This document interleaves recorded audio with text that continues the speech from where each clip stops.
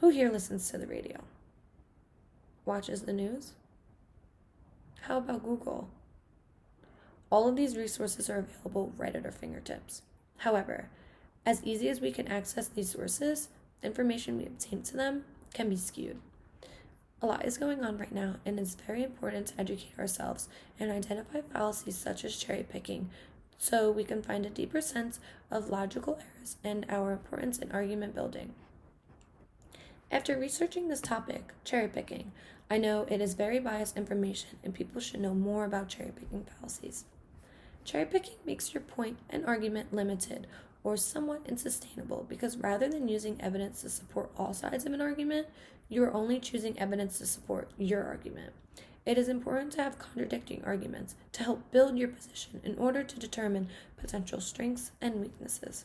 So, today, I will be discussing the problems of cherry picking and how it applies analyzing and presenting information in fallacious ways, such as different types of cherry picking, how it's used in the media, and COVID-19. So, let's get started. Cherry picking is a logical fallacy in which someone points out evidence that supports their claim while ignoring the evidence against their claim. The name of this fallacy is an illusion, and it's an act of picking cherries off of a tree, so in which you are only taking the good fruits and while leaving the bad ones behind. Another example I have is from Iron Man 2. I'm not sure if everyone has seen this movie before, but I highly recommend it. I am using the scene at the beginning of the movie where Tony Stark is testifying before Congress on the safety of Iron Man's weapons. As a witness, the congressman calls in L.T. James Rhodes, who has prepared a report of the risks and benefits of why Iron Man should keep his weapons.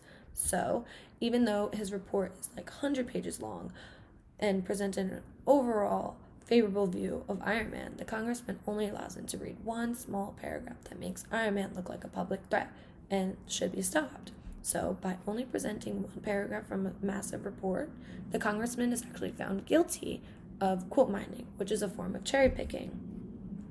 Another example of cherry picking can be seen in real life political debates, where people are often abusing data to support their own claim. Now that I've talked about my first main point, let's talk about my second: media. So, a recent example occurred on August 24th when CNN deleted the word violent from its reporting of the Kenosha, Wisconsin protests. So CNN was actually reporting the events of that day as a peaceful protest, and around 8 p.m. the government imposed curfew. The peaceful protests actually turned into violent riots. CNN initially posted 8 p.m. curfew ordered after violent protests over police shootings of an unarmed black man in Wisconsin. So according to the article, 15 seconds later, that caption was actually disappeared before being reposted about 7 seconds later with the word violent deleted.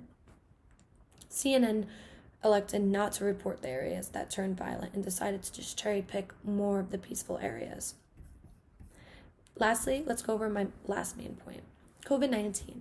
The current COVID pandemic is a prime example of both sides of the issue, cherry picking fallacies to express their points. For an example, pro-business shutdown tend to cherry pick the gross number of illness and deaths, and the other side wants to reopen restaurants and businesses, cherry pick the data saying it's only affected by elderly and underlying diseases, which honestly makes no sense. So, Judy Mikovits is a discredited scientist, and she released a video called Plandemic, which contained only data that supported her theory in an effort to discredit Dr. Fauci and other scientists' research. This concludes my 3 main points of cherry picking fallacies. Now that I've told you 3 reasons why cherry picking can be skewed in many ways, now when we're watching the news, listening to the radio, and when we're on Google, let's try to suggest that we do not believe what we see, rather than we see what we believe and seek to confirm our ideas in subtitle ways.